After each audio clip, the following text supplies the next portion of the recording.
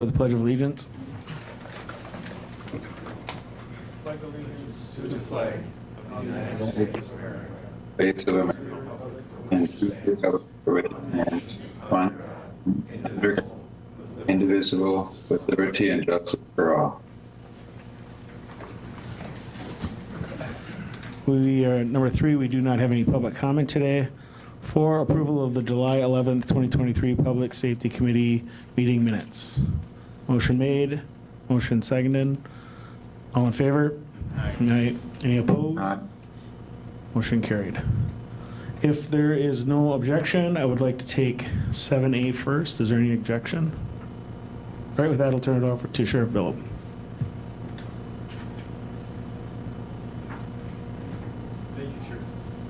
Thank you, Chair Boots. If I could have Deputy McGray, Deputy Brandner, and Deputy Galindo join me up here.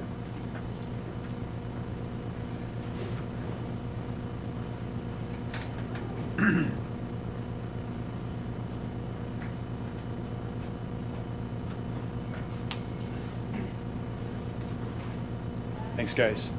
As you know, what we like to do is when we have employees that do great things, we like to share that with you and recognize them publicly in front of their peers, in front of you, members of the board, and for the public that's viewing out there today. The situation that these 3 deputies were faced with, this was actually back in December. It was brought to my attention about the gravity of it. I knew of the situation, but I didn't know of the gravity of the situation until it was brought to me. On December 16th, these 3 deputies were dispatched to an address in the town of Rib Mountain. And the call that they were dispatched to was a disturbance with a person with a long gun that had 2 people in a home and was not allowing them to leave, 2 young ladies. As the deputies arrived and they began negotiating with the individual to put the weapon away, dispatch was informing them that the caller on 911 was giving updates and they could tell that something wasn't right with the caller. Over time, the caller lost consciousness and began gurgling, and the dispatcher knew that it was time for the deputies to get in there. So dispatch advises them of the situation. They quickly deal with the person with the gun as fast as they can, and they make entry into the home. It's once they're in the home that Deputy Brantner starts delivering Narcan to one of the victims inside the home. Another female had fled the home as they were going in, was out. You can imagine it was cold. I think it was like 5 degrees that night, if I remember right, guys. And she's outside now and in a snowbank, and all of a sudden she starts exhibiting symptoms of an overdose. So while we've got 2 deputies inside delivering multiple doses of Narcan, the female inside the home stops breathing, and Deputy Galindo begins CPR on that victim. In the meantime, Deputy McGray is outside with a med crew, and they're using so much Narcan that they run out of it. And they no longer have it, so Deputy McGray is trying to round up Narcan from any deputy that he can. And if I remember correctly, you were able to get another one from Deputy Brantner, who had another dose of Narcan. That's why we carry multiples with us. All told, between 2 victims, they delivered 9 doses of Narcan and performed CPR on one of the individuals at an incident with a man with a gun. So this was an incredibly dynamic, fast-moving situation where they risked their own safety in order to make sure that the safety of the victims was of their utmost priority. So for that, I am going to be presenting each one of them with a life-saving award. So gentlemen, thank you for all your due, and congratulations on a job well done.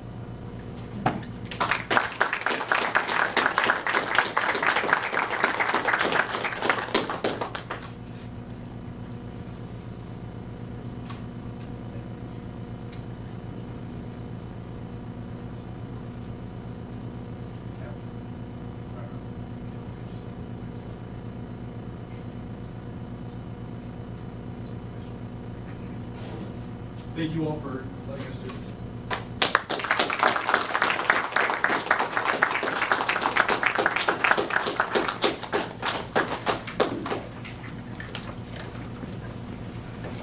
Thank you and congratulations, guys. We're going to move on to 5A, policy issues, discussion, and potential committee determination.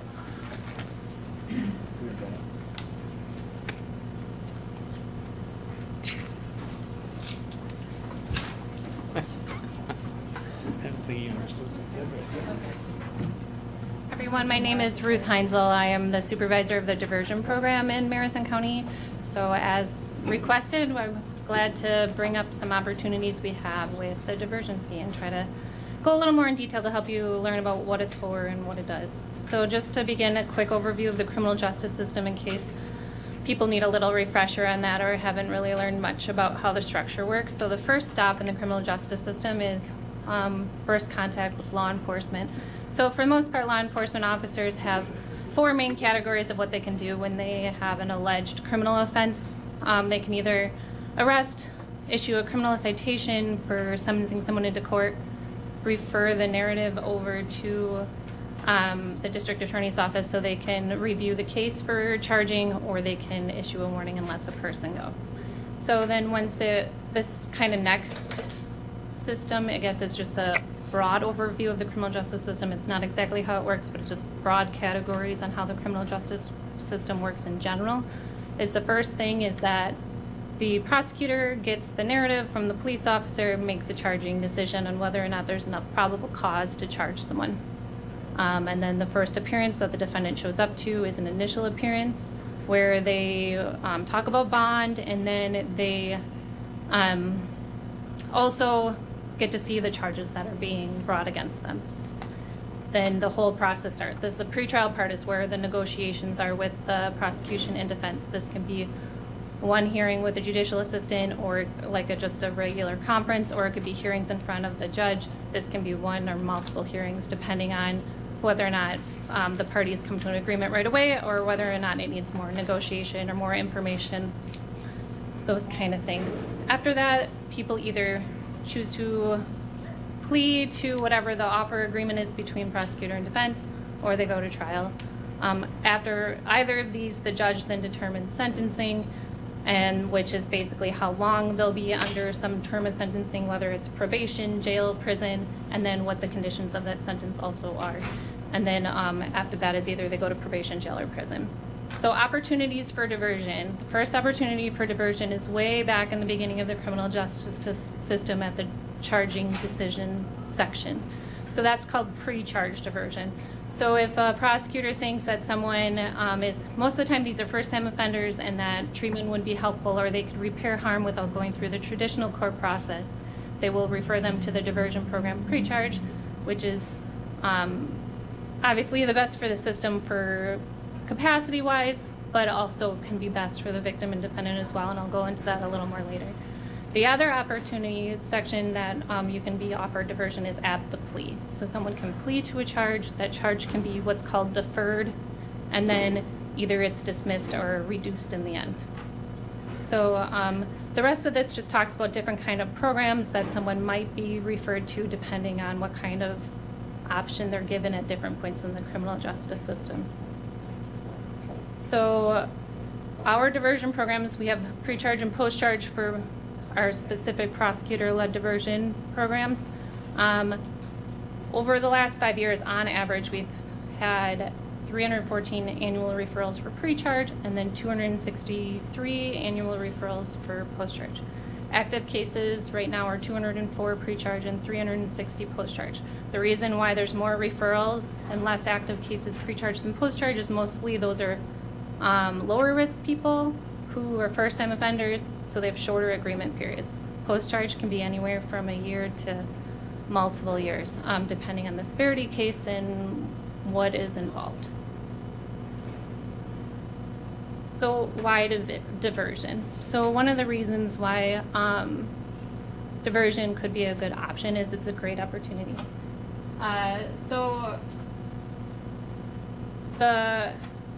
Most of the people who enter the criminal justice system do not reoffend. So nationally, 67% of first-time offenders do not reoffend again.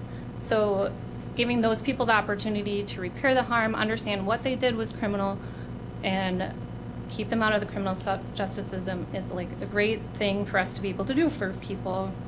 The second thing that we would want to do diversion is recidivism. So since the national recidivism rate, which is the risk for someone to reoffend, is 33%, we have reduced that recidivism rate to 19% in Marathon County through the diversion program.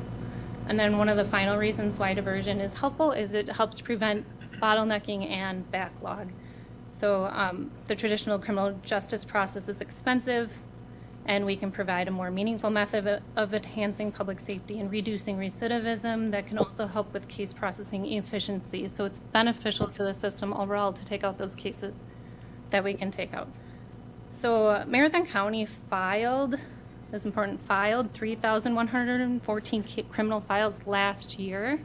Of those files, if the 314 people that were referred to our case pre-charge successfully makes it through the program, then that's 9% decrease in the amount of cases going through the process. So diversion is also beneficial to victims. Part of diversion and repairing harm is for people to pay back the money that they caused for the problem. So this is either like criminal damage to property, or they stole money, or they stole product, and they need to repay that back, right? So restitution is one of the main things that we do as part of diversion programs. Since the inception of the diversion program, we have collected $1.13 million in restitution and given it back to victims. Also consideration in this is Marcy's Law. So Marcy's Law was passed in 2020, and it afforded more rights to victims in the form of case processing. So part of this is to make sure that there's no reasonable delay in court, and in the disposition of cases, and part of this is that they have the right to have full restitution repaid back to them. So this is just another way to do that quicker. So since diversion is before charging, it's quicker. When someone goes through the traditional court process, it can take anywhere from 3 months to a year, or even more than a year, depending on how much litigation goes on. So like with a deferred prosecution agreement, we can get people in and sign the agreement and start paying back restitution within 48 hours, depending on what's happening. So it's a quicker payment of restitution, which is really great for victims to have. So the history of the diversion fee itself. So the diversion fee, the $75 fee that we have, was put into place by the board in 2017 as an ordinance 5.20 sub 5. So this was in order to support the creation of another diversion position in the district attorney's office to help with an increase in caseload due to new programs that we created. Okay. The problem with requiring the diversion fee up front. So the diversion fee is paid before someone can enter into a plea or before they can sign a deferred prosecution agreement, which is our pre-charge agreements. So before someone can enter into the program, start programming, and pay restitution, they need to pay the $75 fee. So something that I've noticed over time is that this has caused a decent amount of court delay. There's no way for me to tell you how much court delay. There's no mechanism to calculate that. It's just something that I see when court hearings are rescheduled. I'll see when they pop up on the calendar again, and that they're being rescheduled because of the fee. There's other reasons hearings can be rescheduled, but when one of the reasons is the fee, that's when it becomes a problem, right? So the problem with court delay is it increased costs. If the only reason the hearing was rescheduled was because they couldn't afford to pay the fee at the time, then that's lost time for the court, and then the rescheduling of that hearing could cause court delay, which is the backlog portion of it. And then also, is failure to pay a diversion fee violating victims' rights, and is that a reasonable delay of court? Because they can't pay a diversion fee is another thing that we need to consider. So how much money do we collect as part of the diversion fee? On average, over the last 5 years, we've collected $24,420 a year, where a 15-minute hearing is $175. So I guess the question here is, does the $75 fully replace that amount of money that the court hearing costs for rescheduling that hearing? I had a couple other facts in here, just a second. So this $175, just to keep in mind, this was through a study done by Thomas Reuters. So it's a national study on average overall, $175. What the $175 calculates is the amount of money cost for the people in that room. So the prosecutor, the defense attorney, the judge, the court reporter, all those people. That's what the $175 is. What that doesn't consider is the cost outside of the actual hearing. So when a hearing is rescheduled, other things that need to be done is subpoenas need to be sent to who subpoenas need to be sent to. Court notifications need to be sent to the mail that there's another court hearing. The victim needs to be contacted to let them know why there was an unreasonable delay. And then there's just lists and lists of different things outside of a hearing that is delayed because of one court hearing being rescheduled outside of the 175. So I would argue that that amount of money is actually significantly more. So for collecting fees is not free. Like, we can't just charge a fee and then there's no cost to the system, right? It costs staff time to collect a fee. So, and when we process the diversion fee the way we're processing now, it involves at least 4 people in that process. So first is the diversion staff. We let the person know how much it costs, we print off the form, we let them know how to pay it, and send them on their way. The support staff will send an Excel sheet to the finance department to upload it into Workday to create a customer into the system. Finance will then notify our DA support staff that it's in the system, and then the support staff needs to go back and create an invoice for the person. That invoice then goes back to the diversion staff, who notifies the defendant or their attorney how to pay. So we've just started with Workday, hopefully getting a process in order where we can do links for people instead of having to mail invoices or anything like that. But that is the beginning process right now. And then also the treasurer collects for the district attorney's office as part of the ordinance.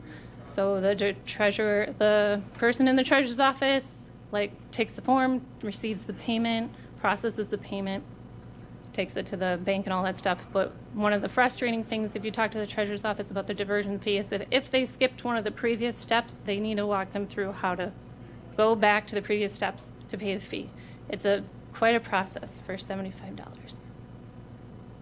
Anyways, so initially when we talked 2 months ago, we were thinking of 2 options. One option was to proceed with the current state. The other option was it worth it to stay with the current state? Should we eliminate the fee? I actually, after talking to the district attorney, we thought of actually 2 additional options that we could consider. Whether or not they're better than one of the others is up for you guys to decide.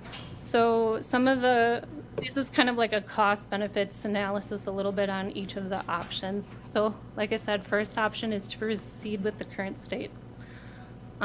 First thing, as we kind of discussed throughout this presentation, is that it's a delay in the court process. Second thing, it limits access. So if people don't feel like they can afford the fee within a certain time window, they will say, nope, I'd rather just get a conviction plus fines, which is delayed, where they can pay over time or get it taken out of their taxes or something, or they just might not think it's worth being able to come up with that money within that amount of time. So this one's confusing. Please feel free to ask questions if you need to. So there's out of county, which is what OOC stands for, out of county pay structure discrepancy. Now, part of the diversion program is case management. So there's case management in Marathon County for Marathon County residents. The thought process is because these people pay taxes in our county, that this service would be the case management service for them. Now, for out-of-county defendants, they do not qualify for the most part for being able to have our case management services here. So when a prosecutor and a defense attorney decide that diversion still is appropriate, even though the person lives out of county and cannot do case management through our case management contractor, then the people who end up case managing are me and my other person that I work with, Nikki, in our office, end up case managing. Now, the people who we contract with have case management fees. We do not have case management fees. So that service that we provide is free to them, where then if they're in the if they reside in the county, they need to pay for the service they receive. So that's what the out-of-county pay structure discrepancy means. If you have questions, let me know. And then staff time. It costs time to process fees. The benefit of this option is it's the easiest option. We don't need to pass anything. We can just keep things the way they are. There's also revenue shared costs. So this means that the defendant contributes towards the amount of cost for the service rather than just tax levy paying for the service. And then there's a partial ownership of the offense, kind of like if you got a misdemeanor offense, there's court costs with that. It's kind of the defendant taking responsibility for what they did. And then financial impact deterrent. So the thought process of this is kind of like a speeding ticket. If you get pulled over, you get a speeding ticket. You don't want to pay the $100 and whatever it takes to, or that for the speeding ticket. This kind of thing is the same kind of concept where a financial, I guess, deterrent of some sort for the defendant is hopefully the cost is too much for them once to commit another crime. Is kind of the idea behind that. So option 2 would be no entry fee to the program. So the benefit of this is that people do not have to pay to get into the fee, so we should be able to reach more of a population than what we're currently reaching right now. The same thing where there still is out-of-county pay structure discrepancy where the case management fees are for people in county but not out of county.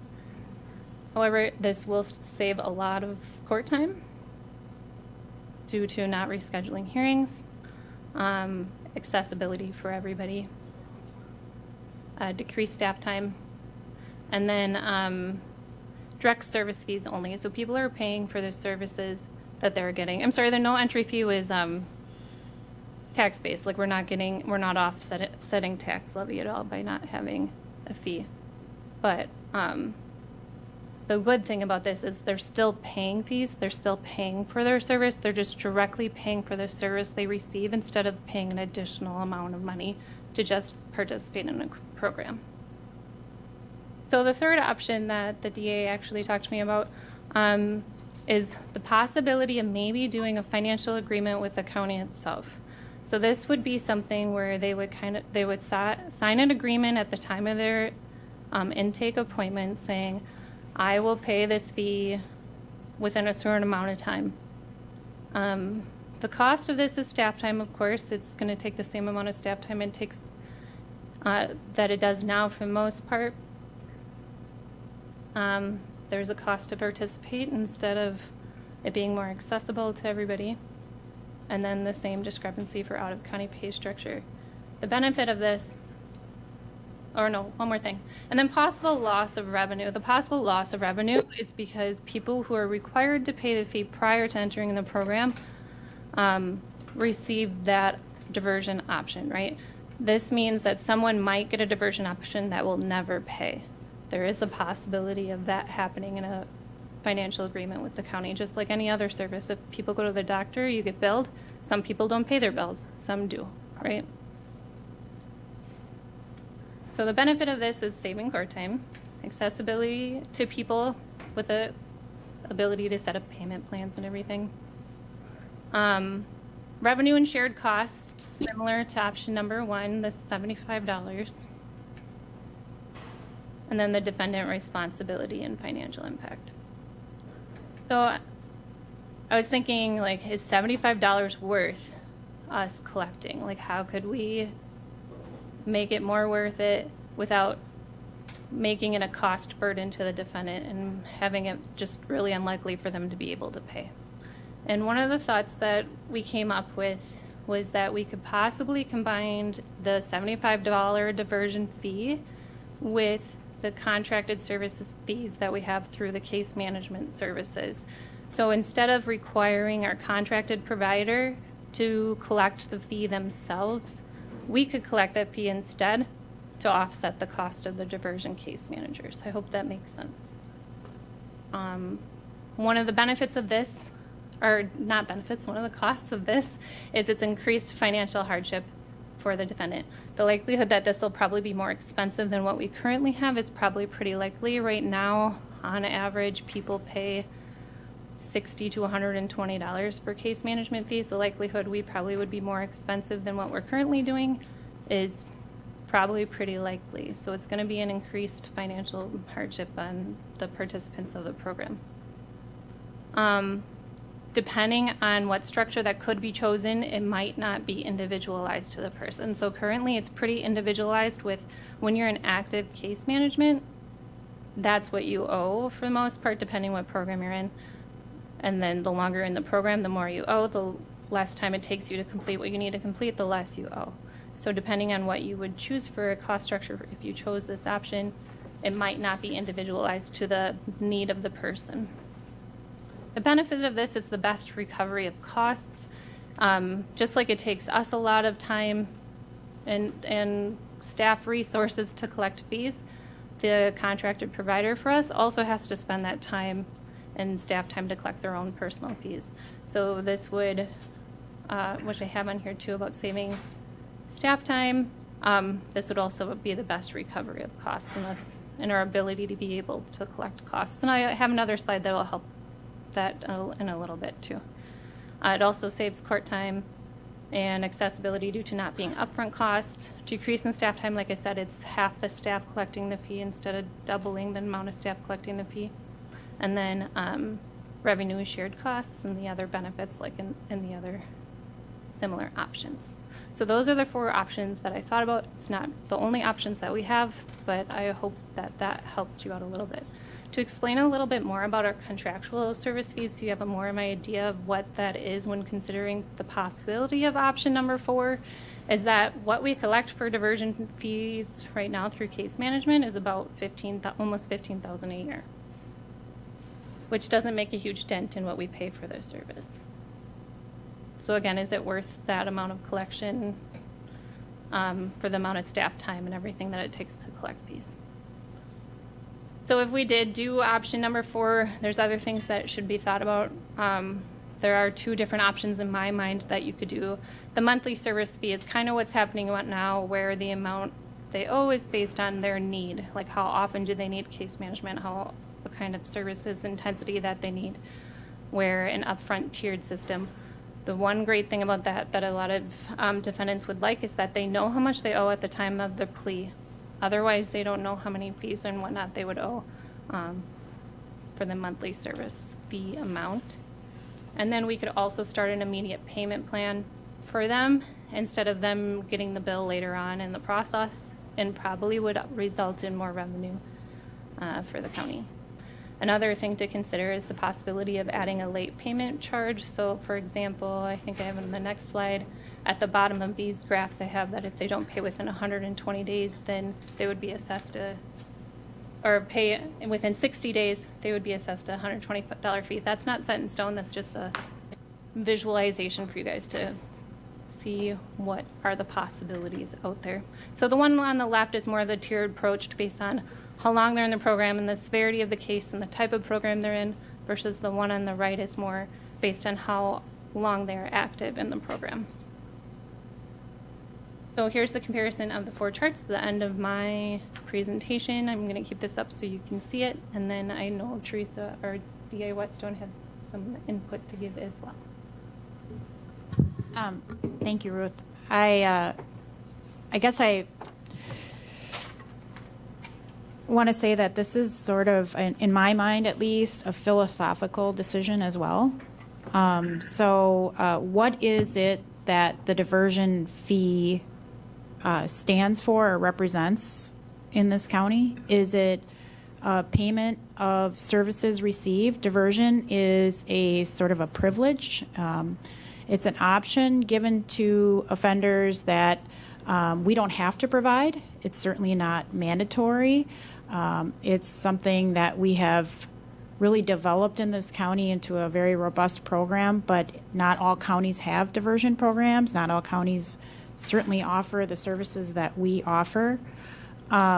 So there is something to be said for providing, just like any other service that you receive in the community, that you pay for that service, that you are receiving. So if an individual, let's say, received alcohol and drug counseling in the community, would they pay for that service? If you go to a drug and alcohol counselor or some other type of counselor, are you paying for that service? So the question philosophically is, should an offender who committed a crime, that is why they are in this program.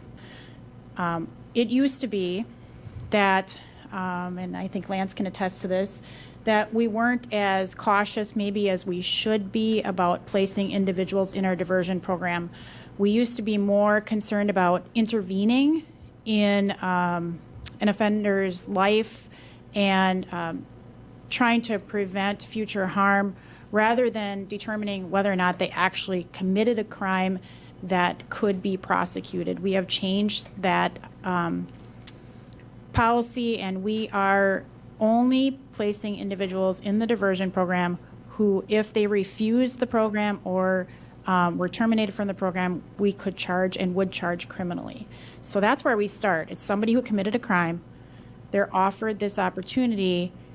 Is it something that we as a county want to charge for? If the offender were charged as, let's say, a misdemeanor and were convicted of that misdemeanor charge, they would be responsible for court costs in the hundreds of dollars. Those court costs are allocated through the state. I think we've had discussion through this committee for different, they go to different buckets to pay for the cost of someone going through the criminal justice system. If it's a felony, it's even higher. So philosophically, I guess that's a question to answer. And as far as why we even started this fee, and I think it's something that, again, I have a lot of questions about. The criminal justice system is not a moneymaker. We are a money taker. We don't generate revenue. We don't generate money to support the services and the cost of the criminal justice system. There's been a mentality in the past, we need to support what we're doing by the number of jail bed days saved, for example, and calculate that into an amount of money. As the district attorney, I'm not in favor of that kind of a decision-making structure. I think that we put forth a diversion fee to support the personnel we needed for the program we wanted to run. And I'm not saying that's wrong. I understand that, like I just said, it costs to provide a service. But that's, in essence, why this fee was put in place in the first place, is to say, we're going to offset the tax levy with a fee that the offenders are going to pay. So that's how it started. It wasn't that we wanted to collect a fee or that this is something we thought was critical to the program. I think Ruth would tell you, and she does a tremendous job, I think she would tell you that an offender paying a fee isn't going to be really determinative of whether or not they go out and commit a new offense or complete the program. It's not having that kind of an impact. But philosophically, do you want an offender to pay for what they're getting? Those are questions for you all, I guess, to answer. We've had a lot of healthy debate about this. I see pros and cons both ways. We wanted to provide you with all different kinds of options. And you might decide current state is what you want. As far as the district attorney, it's not going to impact me as long as you don't say to me, okay, we're going to take away this fee because it's not worth it. And then at some point in time, look at our program and say, you're not generating revenue. You need to generate revenue. We can't continue to support this program because there's no fee, I don't want our program to be jeopardized because the other thing it does is it saves money that you can't see in your hand. It saves court time. It saves resources being expended on cases going through the criminal justice system. You don't see that in your hand, but you see that in a way that other cases can process through the system, and you're not spending that time on the case. So not really guiding you on a decision, but I'm happy to answer your questions. And we really are here to educate, to give you as much information as possible so you can make a decision.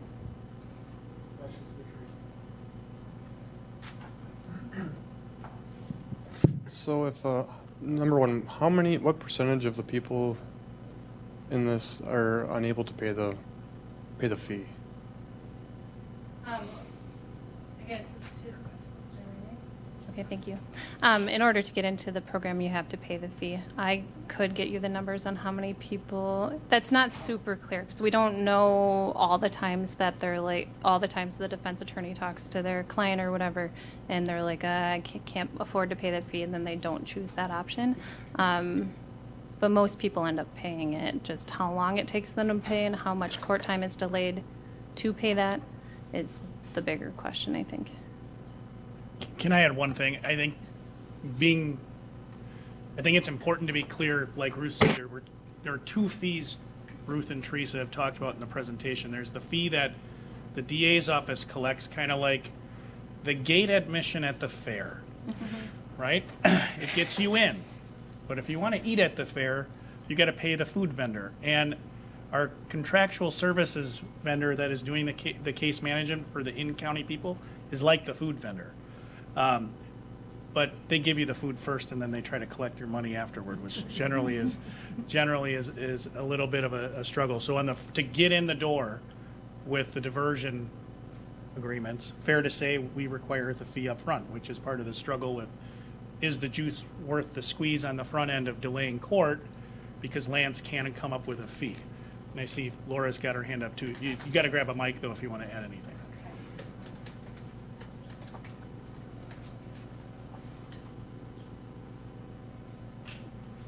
I just wanted to point out, too, that there's also the games at the fair. And then that individual who's being case managed is referred to local agencies and pays additional costs to get counseling and take classes and complete the SAFE program. And so it's a third layer of payment then to participate. So I just wanted to point that out. Yeah, I guess the SAFE, for example, the SAFE program is $700 additional on top of the 120 that I said earlier. So case management alone would be 120, but like the service is $700 more. So if this program costs $249,000 per year right now? For the contractual services. Oh, okay, Yeah. because so in the 20,000 that we're generating just covers or just a little small fraction of it? I'll give you my 2 cents as your administrator. It's a philosophical thing, like Teresa said. Is this operationally breaking the bank if you decide to get rid of the fees? No. Like Laura referenced, we have layers of fees. Ruth talked about the amount that they collect on average, which your amount was $24,000. Our contractual vendor is averaging about $15,000. So simple ballpark math, it's about 40 grand a year of revenue that is conferred upon, loosely speaking, the county to operate a program that probably is in the $330-ish thousand ballpark. So 10%-ish. And it's not a overly huge number. So if an individual were to go through and not get the diversion program and went on to probation, as you know, through a conviction, they would have supervision fees through the Department of Corrections. They would have to pay for counseling and services. They would have fees, just like Laura Yari just talked about. And in addition, they would have court costs on top of that. That would be part of the conviction. So even if you're assessing a fee, depending on the amount of the fee, but anything close to what we're assessing right now, it is still very much cheaper than going through a conviction and probation. So the question is, do you want to charge a fee? And why do you want to charge that fee? What's your goal? It's certainly not going to be covering all of the cost of this program and the contractual services. But this program is also, like she showed the slide of saving court time. There are very few cases that get through, even low-level cases that get through the court system in 4 hearings. So the amount of money that one misdemeanor case costs to get through the system is significant. And every time an attorney represents someone on that low-level misdemeanor through the court system, that's a case that they're not going to be able to represent on a different case. They can only handle so many cases. So there are a lot of ripple effects to a case entering the system. And if I can just, Ruth did a really nice job in the presentation, and we're happy to answer more questions you have. But, conceptually for me, it was helpful when Ruth showed me their presentation. If you think about it, we're asking on the front end, we're asking the county staff, DA's office staff, treasurers, finance, all those people in that nice slide that talk about, that's how we collect the fee. And then we ask the same thing of the vendor that we work with, our contractual services provider. And we're all trying to collect, in the grand scheme of things, relatively small total amounts, which is hard, right? Like if you think about, hey, are you gonna institute a collection action to get a $75 fee? Mike is a wonderful attorney. He's very prompt. I'd say we get great value from him, but his time is more valuable than saying, hey, go try to collect $75, file start a collection action for $75. At the very least, depending on what philosophical decision you make, if you're going to keep collecting a fee, we should do it together with our vendor, roll them together. I think Ruth made great points about, there's a cost to delaying the criminal justice system. There's a sunk cost when you have an attorney sitting there, 2 attorneys sitting there, a defendant, a judge, a court reporter, a court clerk, and the only thing standing in the way of moving forward on a plea is, I don't get paid until next week to get my $75 entry fee paid. It costs us more, as Ruth said. The sunk cost there is huge. And then we have to go through, the process of rescheduling. It's like, imagine you're doing that for your doctor or your dentist, right?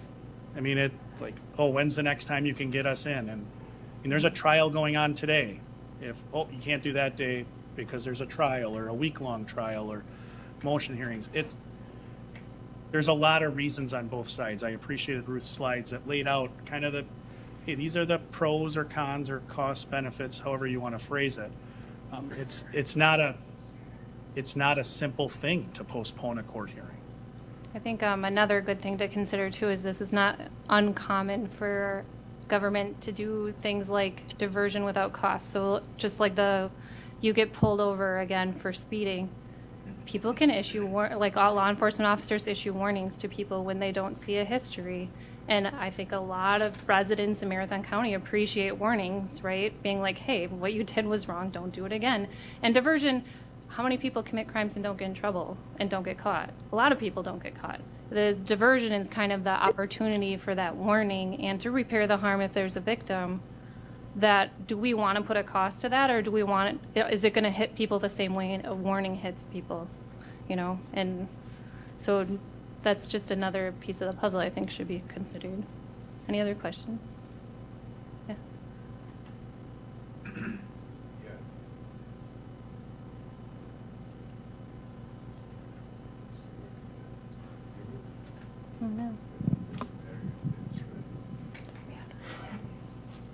Oh, no. As far as holding these people, as far as being responsible and accountable, I feel like if they're serious, I don't feel like the $75 fee is a real lot. And if they're serious and to try to get them not to, in order to, I was thinking maybe you could charge them the court fee if they delay it, add that $175 on just to get them, because I feel like the $75 they should be able to come up with to get, to get that diversion fee if they're serious about the program. Yeah. Just as far as responsibility and holding them accountable. I feel like they should be able to come up with that if they actually want to be serious about if they're going to go through with the program. It's a pretty small fee, and then if they don't, in order to cover your delay in the court costs, you could say, hey, we're going to charge you an extra fee for that. Yeah, and I would, in a perfect world, that would be a thing. But there's a lot of people who really can't afford $75. And when you just add a bunch of delay fees on top of that, it's just, the likelihood you'll receive that money back, it's not super likely. I mean, we have people who owe fees to municipalities and can't get their driver's license back because they can't pay the fees, and then they accrue more fees. And just that alone is probably a pretty good example of doing the same thing, where the likelihood they'll ever pay that amount, or the amount of obstacles and hurdles that creates in their life, is very significant. A lot of people don't have $10 extra a month to pay money, so it does take a while for some people. Some people can't work because they're deep in a drug addiction and need to get out of it, and some people have a ton of child support they have to pay for, or a lot of mouths to feed in their house. I wish in a perfect world everybody had $75 for a program, like within a decent amount of time, but that's not always possible. So just to show like the openness we have in our office, I come from a very different perspective as a prosecutor than she comes from as a diversion specialist. So I want to know how many people really in this program don't have $75? How many people really can't pay $75? We don't have any data on that. We don't have any data on the financial resources of the individuals who are coming into our program. Now, Ruth hears information from individuals and has had individuals come forward and say how difficult it is to get the fee. I'm sure the Public Defender's Office has heard from individuals who say how difficult it is to get to the fee, but we do not have information on the financial resources of the individuals who have come through our program because we don't have a need to collect that information. We don't have a sliding fee scale or anything of that nature. So I guess I struggle with making any kind of statement about whether or not individuals can or cannot afford that $75 because I really don't know. So we've had a lot of spirited debate, and I'm glad that she does diversion and I do prosecution. We have different roles, right? And that's okay. That is perfectly fine. But those are two different sides of, she's dealing with the human aspect as far as really meeting with those individuals and hearing them share their life story, and I'm looking at it. I want to know, what does that really mean? So that is a conversation point for sure. I was gonna, and I don't know if I come in between these two worlds. Former prosecutor brain, certainly. Supervisor, one of the things that I say frequently to staff is, and I think it builds on the statement you have, and you started with saying, I think, and I totally agree with you. I think that too. It has been eye-opening to me, kind of starting my career as a prosecutor and then now in administration. I say often that, we're all living our life through our own lived experience. And I agree with you. If I needed to come up with $75, I can. I likewise have had the opportunity to sit in a lot of rooms where I truly believe that people telling me they can't.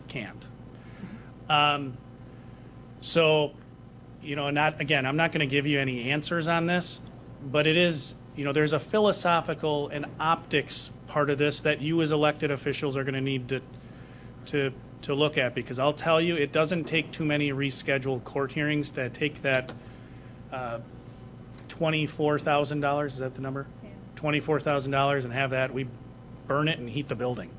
Because at $175 a court hearing, ignoring all of the other costs that come with collecting money, just the cost of rescheduling court, it doesn't take too many of those. And then the other thing you find out, right, is what happens in that interim. Like the soft costs to the victim of not getting their money first. When we jump to the front of the line, other people get pushed further back in line. So there's that optics too. I'll just tell you that, that's why you as elected officials get paid the big bucks, to help us understand, what are the important things. I was here in 2017 when the DA's office made the request for the new position, and my recollection of that, how I'd characterize it, is there was a characterization of, like what Teresa said, we think it's important that there's some skin in the game for defendants to pay for the services that they get. It's not a mandated program.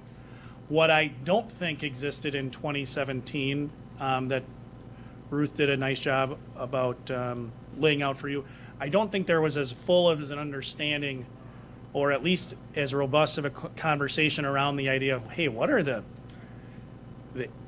indirect things that stem from when people can't pay, and we go through this rescheduling process and the court backlog and all those other things. It's gotten more complex. I mean, if you want to have a real simple decision, we can frame it in a simple way, but if you want to really understand all of the other pieces that come from it, there's a lot. Like Teresa said, one of the big struggles for when people, it's been my experience, when I was a prosecutor and you gave an offer that called for diversion, when I'd show up and I'd sit down and say, hey, here are the offer I'd make to resolve your case, with a pro se defendant, and they saw, hey, I can leave without a criminal violation. And I'm not saying getting a defense attorney is bad. Love Kat, love the public defender's office, love every defense attorney in town. But people like, hey, I can handle this on my own. I'll enter into a diversion agreement, and the case move through the justice system. We don't have enough lawyers in town across the board, particularly on the criminal justice side. When those cases, if a case doesn't have a diversion outcome because someone can't pay a fee and now they have to go get I can't come up with $75. I qualify for public defender appointed counsel. They're waiting for public defender, or maybe they don't qualify for public defender, but they qualify for a county appointment. I mean, if they qualify for a county appointment, I'll just tell you, you're fronting that money. That's what the county is doing. And then the people need to repay that over time. So this is a complex thing. The justice system is a complex beast. The simplest explanation, though, Teresa gave you before. It's not a money-making endeavor. If anyone tells you otherwise, they're not being honest. The jail doesn't make money. The sheriff's office doesn't make money. The DA's office doesn't make money. The justice system is a public good. At its core, that's what it is. It is a public good of necessity. So that was a long, rambling diatribe on your question, but it's a complex thing.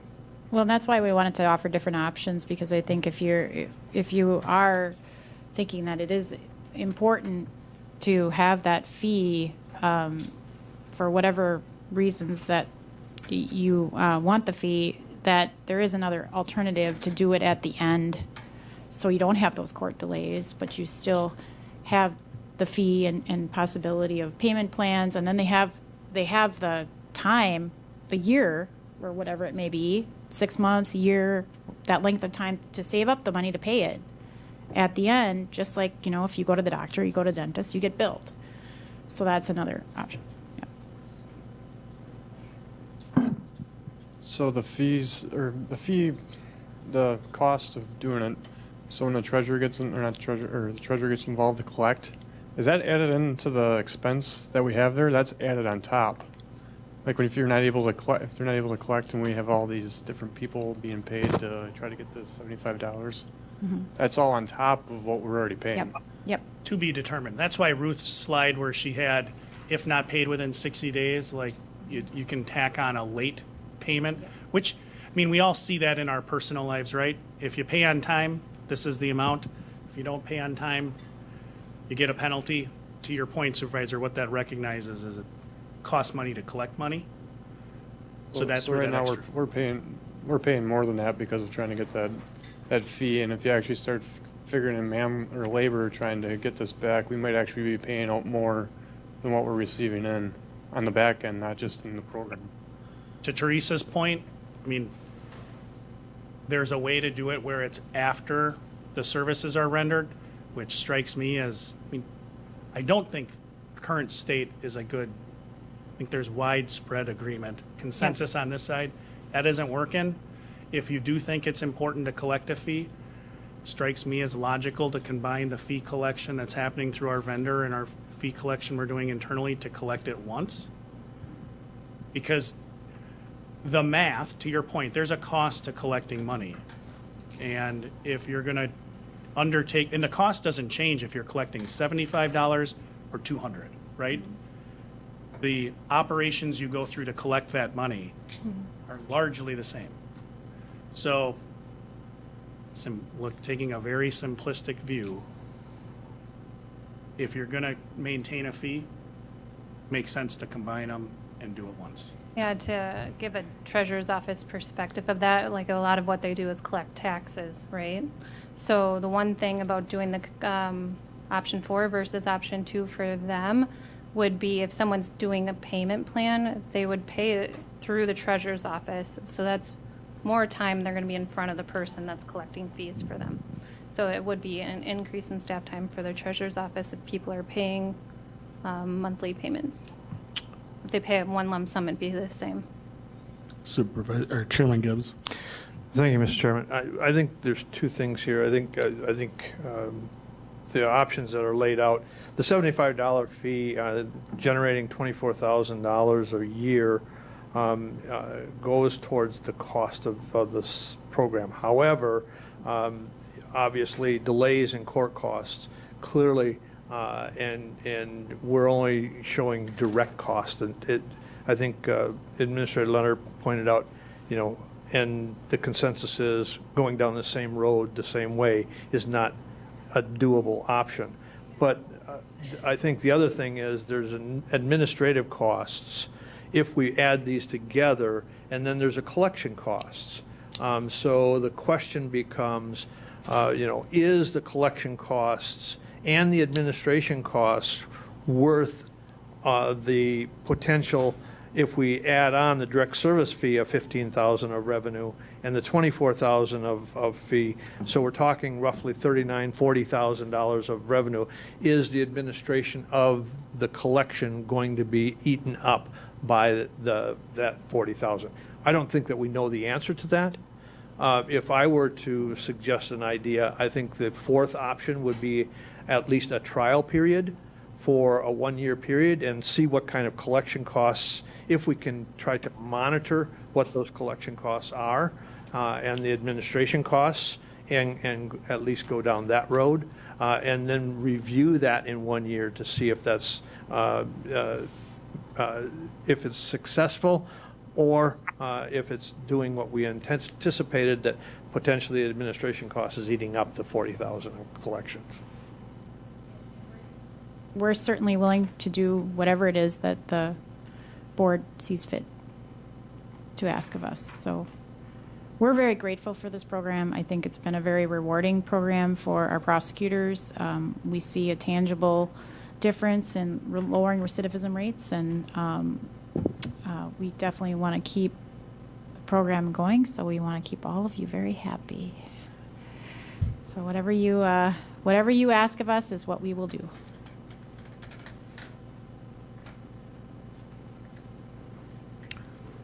Thoughts of the body? Otherwise, any questions, comments? Well, it sounds like option 4 is the one that seems to be garnering the most favor at this point. Could you explain just one more time for me where it says under cost for option 4, sometimes not individualized? Could you re-explain that? I know you did, but it kind of went... So it's kind of the fee structure schedule options. So if you do the one on the left side where it's based on the amount of time someone's in the program and the severity of the offense, then it's individualized in that sense, but people have different needs, so or have different risk levels. So if you do case management based on someone's risk and need, they may be seen more frequently than you would be, other people. Or some people are really pro-social and can get things done super quickly and don't really need the level of supervision that other people who need a little bit more hand-holding to get through the conditions of their agreement. So if you did the one on the right where it is more direct service based, then it would be based on what that person needs. But there's, like I said before in this slide, is that there's different benefits and negatives to both of the options. So yeah, the monthly fee separated is just more individualized to who the person is and how quickly they can get things done versus a blanket fee.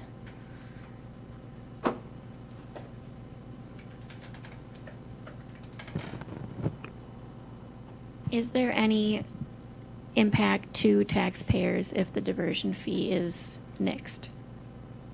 It's what Kurt said, the $40,000. Yeah. Short answer, yes. I think, again, talking in what I'll say is green dollars and white dollars. Green dollars, yes, there's a revenue gap we have of $40-ish thousand. So taxpayers would see we'd have to find a way to fund that. And just allay any fears you have. We're fine. We'll figure that out. White dollars, also taxpayers would see an impact, right? So depending on which route you went. If staying with our current option has a white dollar impact on a taxpayer, if you are a Marathon County resident and you are trying to get divorced, I would surmise that divorce hearing is very personally important to you and your soon-to-be non-spouse. To get that done quickly.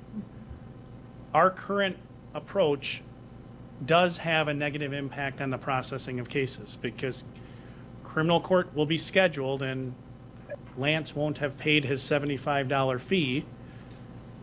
So that 15 minutes that's set aside for my deferred entry of judgment is wasted. And if we have enough of those happen, it's wasted court that the judges could be doing something otherwise productive, right? They could be handling another criminal case or a civil case. All those things, the collective impact of those rescheduled court is other court cases not moving. So taxpayers would absolutely see a $40,000, there's a revenue loss, right? But it's entirely foreseeable. To Kurt's point, we don't know the real the real white dollar impact of our current system. It is entirely reasonable if you were to tell me, hey, I think that it's more than $40,000 of a negative impact of our current system. I wouldn't have data, to Teresa's point earlier, to argue against that. I think it's a reasonable hypothesis to have, and without having data, I won't argue with your reasonable hypothesis. But the short answer is yes. How much? I really can't tell you. Are we taking action on this today? It is agendized that way we can, or we can say we don't want to, which would leave it where it's at. Well, I would like to make a I have a motion question, Ed. Hold on, Supervisor Lamont. Thank you, Mr. Chairman. So we don't have any data as to how much or how many times the wasted time in court happens? No, that's what they're trying to say. This, I mean, in my mind, that's what this is the $40,000 worth streamlining the justice system, where our court system is not bogged down as much as it is currently.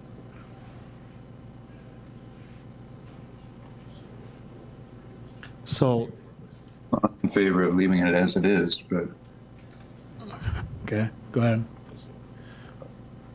Ready? Oh, so option 4, is that like the plan where they would pay it out over time? Is that what it is? So like you give them like a year or something to pay it? Okay. Yeah, I'd probably be in favor of that, because I mean that would give them a reasonable time, yet you still collect the fee, and then if they don't, then you could take it out of, like somebody was saying, you could take it out like out of their taxes. I would be in favor of that one. I believe that if that's what makes sense to me, because then it would give them a fair chance yet, but to earn that money, and then they'd still be held responsible for it. So. Just to clarify, just with option 4, which is fine, but do know that with doing that, you are adding, like they said, extra work to different offices then also, because now they got to go. Well, just so we're aware, you're getting money, but you're still spending money because now we're going to be throwing more work at the treasurer's office. Mm-hmm.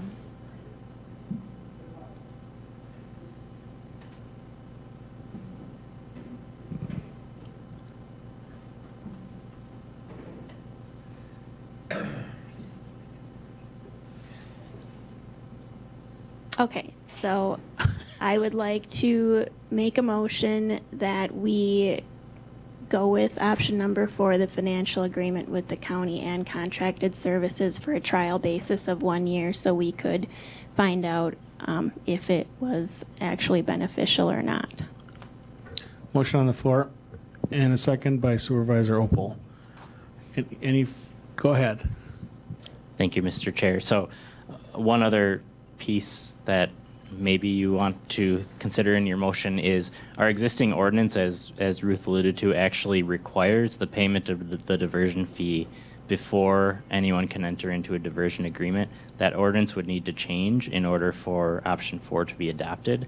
So if your motion includes direction that the proposed ordinance change also be forwarded to the county board, I think that would be in order.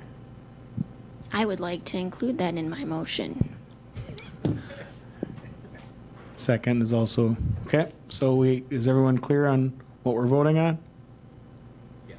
Any further discussion? If not, all in favor, signify by saying aye. Aye. Aye. Any opposed? Aye. One opposed. All right. Motion carries. All right. Thank you. All right. Thank you very much. We will move on to 6A. Consideration whether to recommend the provision of continued funding for service contracts with nonprofits. In other words, Women's Community North Central. Oh, keep taking away my stuff. Yeah, no, that I can't read it when you're scrolling. I guess for everyone, it's fine. All right. North Central Community Action Program and Judicare Mediation in connection with the 2024 annual budget process. Well, like we talked about last meeting, Lance did put together a resolution. This is part of the whole budgeting process, like we had talked about, and coming out of this committee, this is committee's jurisdiction for these items. So you were all receive the emails of the funding currently, what we're funding, what they're doing for us as far as services delivered. I did ask Lance today if anyone had emailed with any questions, comments, and there was none. So I guess at this point, I'll just open up to the floor. Questions, comments, concerns? I assume everyone has the resolution in front of them. Page 22 of the packet. If not, every one of these entities does a lot for us, and if anybody has any other questions, I would make a motion to, what am I making a motion for here?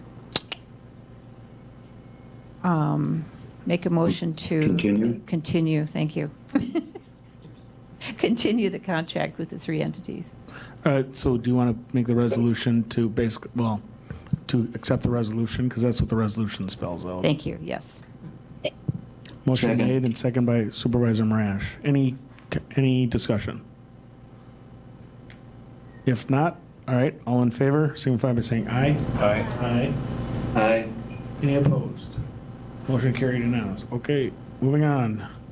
6B, consideration of application for grant funding for Medical Reserve Corp programming. As Phil's walking up, there is some information in your packet. This is just being brought here to make sure we're kind of on the same page. I generally challenge all of our department heads to be on the lookout for grant funding for programs or services, innovative programs or services that may benefit the taxpayers of Marathon County. And Phil has put this information together for you, and he's here to talk about it. Several communities in Wisconsin have put these together. Come on up here, Phil, you can have the hot seat. Talking about the Medical Reserve Corps, and really it's just seeking your permission to apply for the grant. And Phil will talk through what the grant is and what that would mean if we get it. We certainly haven't gotten the grant yet. This is just to move forward with the application. All right, good afternoon.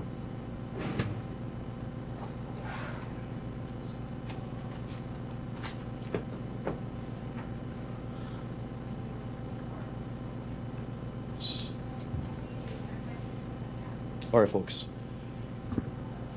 Emergency management oversees the county emergency response team. It's a technical rescue team. That team is defunct at this point. That team, which started almost 30 years ago, started off as the hazardous materials response team for the county, evolved a bit in the early 2000s, around the 2005 timeframe, received some Homeland Security grants, expanded out its technical services, rescue roles, and since that time, unfortunately, the team has essentially fizzled out. We've had a hard time recruiting members, keeping members with any long-term interest, and quite frankly, there hasn't been a whole lot of runs with it as well. So that team isn't operational, and quite frankly, I don't see it coming back without a large investment of funds and time. The equipment and the supplies are out of date, they've exceeded their service life, and they're due for disposition. Today, what I'm recommending to you is that we take the supplies, equipment, and vehicles, whether it's trailers as well, and either dispose of them accordingly, either through a public auction site or donate them to a fire department or some response agency or possibly a technical college that will help them develop their own programs. With those items that we have left over, anything that might be a remnant, I would suggest that we take the team in a different manner, a different route, and that would be the Medical Reserve Corps. Earlier this year, I hosted an integrated preparedness planning workshop. And in that workshop, we talked about the hazards, the risks, and the threats that face Marathon County.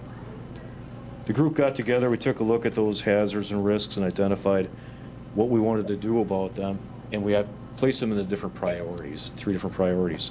The first priority was to improve upon the counties and the communities within it, their continuity of operations planning and emergency operations planning as well.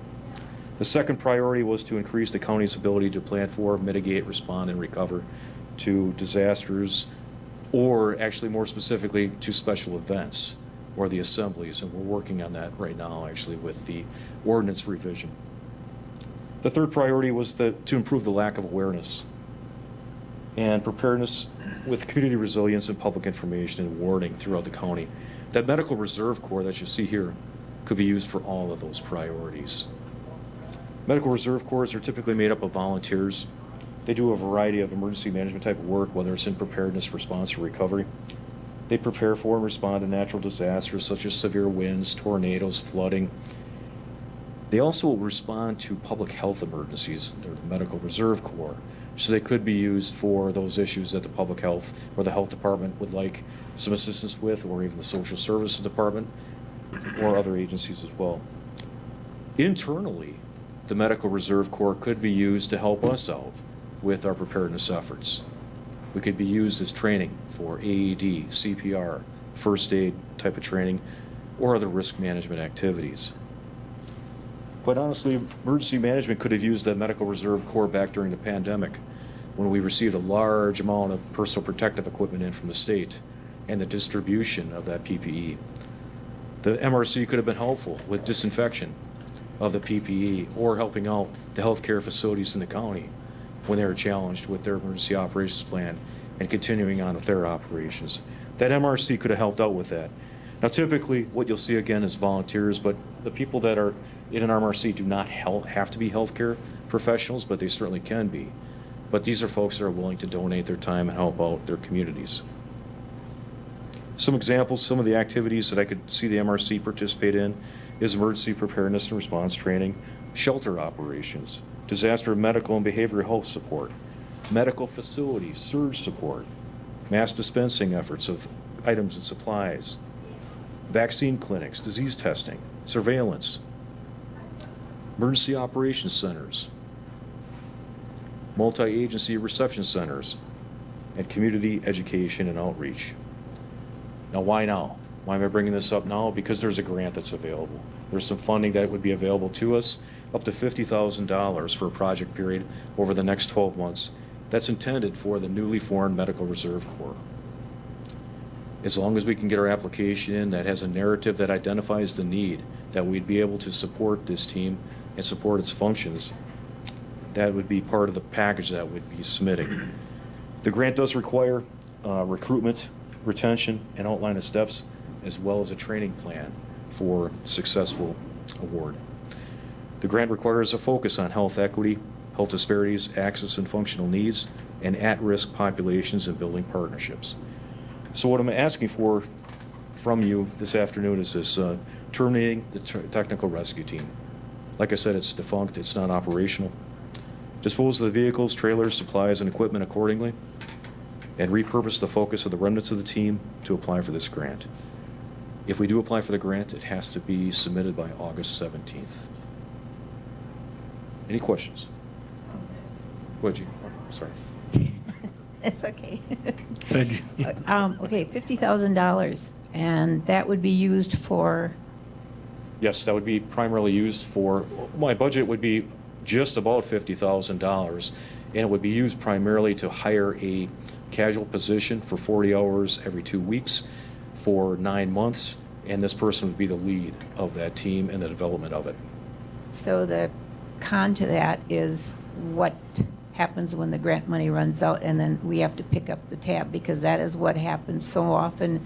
And Absolutely. I totally think this is great, but that's the thing that'll come up. Great question. And that's the part that's going to be a big thorn in your side. Sure. Right now, the team's budget is essentially $20,000 to $25,000 of tax levy. That's the emergency response team that we currently have.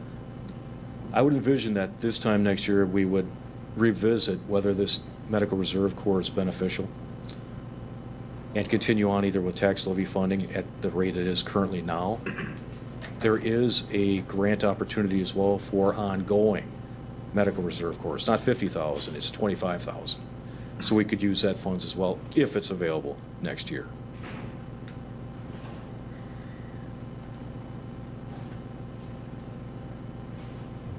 Thoughts of the committee?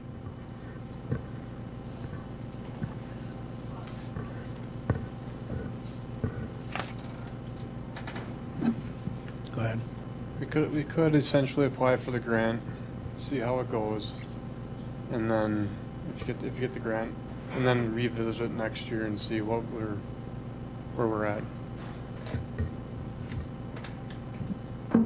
Do we, okay, you talked about disposing stuff. No, that's not on the agenda. We don't have to worry about that? It is not. I'll leave that to the administrator. Okay. Corporate counsel. Okay. I'll make a motion to approve the application for the grant. Motion made. Second by Supervisor Marash. All those in favor? Aye. Any opposed? Motion carried. Just note in the minutes that we'd like to revisit it, obviously, after the grant is, if it is, I can make that part of the motion to revisit in a year. We'll certainly bring it back, and I don't want to get ahead of ourselves. We haven't applied yet, so we don't know if we'll get it. So we apply for a lot of things that other people get, but thank you. And we'll bring something back, as Phil said, with the rescue team. The size of that, it's very similar, at least in terms of our experience with volunteer fire that municipalities are having. It's really, really hard to keep volunteers, particularly when your requirements for volunteer training are very high. So we'll bring back any additional information. Thank you all. if somebody could possibly make the motion C, number 6C. I can do that. I make a motion to go into closed session with a roll call vote pursuant to Wisconsin statute 19.85, parent 1, parent E, for the purpose of conducting specified public business whenever competitive or bargaining reasons require a closed session, to it, discussion of contractual service provision within the justice system. Have a motion. Do we have a second? Second by Supervisor Marash. All in favor, signify by saying aye. Aye. Roll call. All right. Go ahead. I don't think we'd had any opposed, I'm just saying. Just throwing this out there. Supervisor Boots, Aye. Supervisor Mask, Aye. Supervisor Lamont, Aye. Supervisor Marash, Supervisor Opal, Aye. Supervisor Sandelsky, Supervisor Wilhelm. Aye.